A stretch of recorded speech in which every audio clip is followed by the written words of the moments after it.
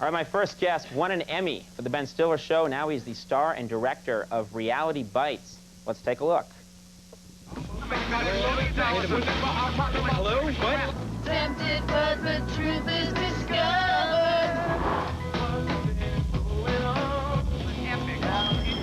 No. Listen, he needs us, okay? If he makes videos, we show them, okay? It's a symbiotic, it's like a chicken or the egg. It's both of them working together. Yeah? Well, let me tell you something. I'm not scared of... No. I'm not scared of... Michael, don't laugh at me. What? Please welcome Ben Stiller.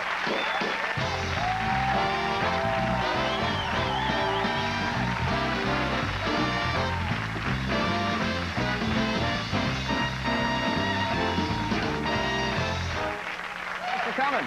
Oh, you're welcome. Happy to be here. Yeah, good to have you. I saw your movie Wednesday night, I guess, and I really liked it a lot. Thank I thought you. It was a great Thanks. movie. Yeah. And you're very funny in it. I really like your character very much. Thank you. I was wondering, is that a character that you did on the Ben Stiller Show, or? Well, he's kind of based, I did like a character that was kind of a little broader on the Ben Stiller Show, an agent guy who was kind of like that. But he's, I tried to make him like a guy who was, he's a real, he has to be kind of real, but he's also he's very materialistic. And he's based on some people who I've met in the business, I think, who are a little bit, not shallow. I don't want to say shallow, but, But it's very fun. shallower. Throughout the movie, he just can never come up with the word for anything. It's just, it's He's very very a lot of fun to see. inarticulate. So there are a lot of people in the business like that, you're telling us? No, I don't know. Can I just say, you were very funny in Cabin Boy. I just want to say Yeah. I know it's like a show business type of thing to do. He was. And he played an inarticulate character also in that film, didn't you?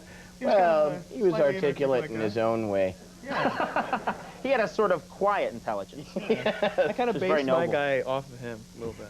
It was an homage. Really? Yeah, a little bit. Well, that's terrific. Yeah. That's how great movies happen. An Exactly. homage to You're another just- great you're work. going off of what other people have created before you. So I used Andy's character. Many great movies will come out of Cabin Boy. Yes, Many definitely. great.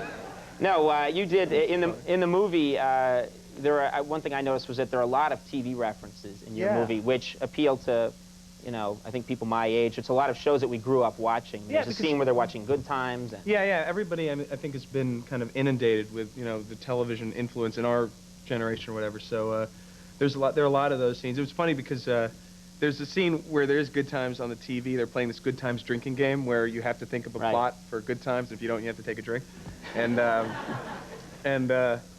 And we shot the scene, and it was the credits at the opening, and John Amos's name was on in the beginning, who played the father, who also played the older Kunta Kinte. And he... you had to throw that in. Right. No. But so we filmed the movie, and it turned out that they didn't get his permission for his name to be... They have to, you have to get everything You need cleared. someone's permission just to get the name? Yeah, anything, any poster, any, like, a can of soda, whatever, you have to get permission. So he hadn't cleared it, and we couldn't reshoot the scene. So we had to, through the use of computer-generated imagery, change John Amos's name and put Jimmy Walker on there. Now, this was the same technology used in Jurassic Park to create the T-Rex. we spent like $15,000 on this because... It doubled the budget of your movie. Yeah, but, the John Amos lawsuit would have been much worse. No. You don't want to get that guy mad. I'm telling you. Don't get John Amos mad. Now, and Jimmy Walker, you didn't clear that No, either. Jimmy was happy to do it, which I think is great. He was cool with that. Yeah. All right, no, because there's I was TV. a big Jimmy Walker fan. Oh, were you? You watched a lot of Jimmy Walker? I had the Dy-no-mite album. I used to walk around. I used to walk around saying, "The Black Prince has arrived." This little 12-year-old Jewish kid. So funny. I remember what year? Help me. What year? Because that brings back a lot of fond memories. What year was Dy-no-mite really big? I think it was probably around 75, maybe something like that. Right? I remember going to school and Maybe a 74. kid had a T-shirt which was J.J. Walker. iron-on. And it was an iron-on, and he was he was right there with he was saying Dy-no-mite, and he had a big plunger, like leading to some TNT, and everyone thought that's the coolest shirt. I wonder how I could get I love that. shirt. He had that denim hat, the big denim thing. I'm still after that shirt. I'd wear it. I know. Wear it right now. It's funny because they charge like $70 for them now, and down in Soho. Yeah, or else if you're in L.A., like if you're on Melrose or something, any piece of crap that you would have thrown away in the late 70s now. It's become, It's become, oh, that's a Charlie's Angels thermos. That's $6,000. Exactly. You know? I know. That's the way it goes. Look what's happened to our world. I don't know if I can go on. Did you, I noticed that your mom is in the movie. Yeah, my mom's in the movie. She has a little cameo. That's right. You just put her, your parents, for those who don't know, Stiller and Mira, and you put your mom in, who you know, was very funny as a, she works on a job newspaper. Interviewer. Yeah, a job interviewer at a newspaper who, Winona's trying to get a job, and she asks her to define irony, and she can't do it. That's her big interview question for her. And she just completely blows it. Yeah, yeah. And I noticed that your dad is not in the movie. Was that tricky? Was that kind of a negotiation when you called your mother and said, you've got a part? Yeah, I mean, you know, when you're dealing with a show business fan, the jealousy runs high in the family at home. It's a very weird, you know, just when you're in a family where everybody's in the business, everybody's always kind of aware of everybody else's career. You know? But no, I mean, he was totally fine with it. Just what I'm surprised is that everybody asked me, you know, you put your mom in the movie, why didn't you put your dad? What's going on? Is there a problem? I said, you know, no, he was like doing Seinfeld or something, you know? Yeah, no, he's doing fine without it. Right. He doesn't need me. I don't need him, and damn it, forget it.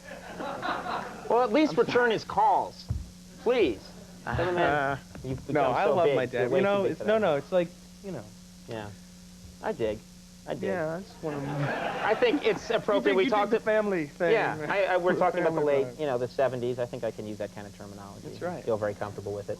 So let's. Did you have trouble with it? Yeah, we'll chill with it. Yeah. Did you have trouble with the rating of the movie? Someone told me that there was. I didn't see anything in the movie that seemed like it would be any kind of problem. But well, was there? Yeah, there was problems because the MPA, we had to have a PG-13, so you can't. There was a crunk. Okay, there was one crunk in the movie. Which we weren't allowed, yeah. So we had to Crunk is making yes. But you have two crunks, forget it. Two crunks, it's an R, which I think is ridiculous. I didn't know that. The word is so new. We introduced a swear word on the show like 2 weeks ago, and already it's infiltrating into the business. Immediately, and no, actually there also was like a pot smoking scene, and they made us cut out every time somebody actually inhaled. Like I had to cut out a frame before their lips touched the apparatus. The Clinton theory of movie making. I know.